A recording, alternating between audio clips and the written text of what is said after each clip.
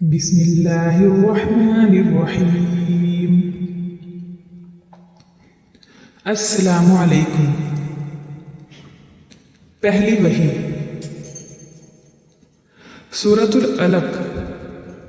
اس سورت کی پہلی 5 آیتیں سب سے پہلی وحی ہے جو آن حضرت صلی اللہ علیہ وآلہ وسلم پر غار حرا میں نازل ہوئی۔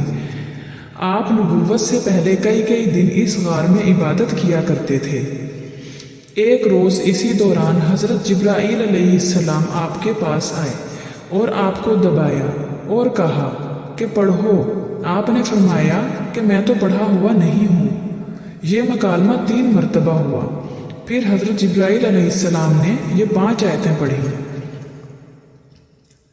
بسم اللہ الرحمن الرحیم۔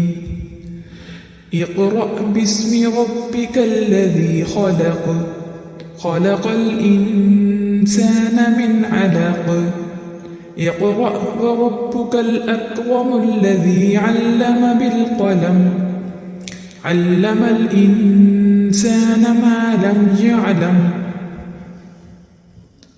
شروع اللہ کے نام سے جو سب پر مہربان ہے، بہت مہربان ہے۔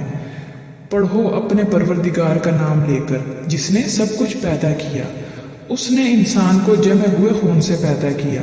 پڑھو اور تمہارا پروردگار سب سے زیادہ کرم کرنے والا ہے جس نے قلم سے تعلیم دی، انسان کو اس بات کی تعلیم دی جو وہ نہیں جانتا تھا۔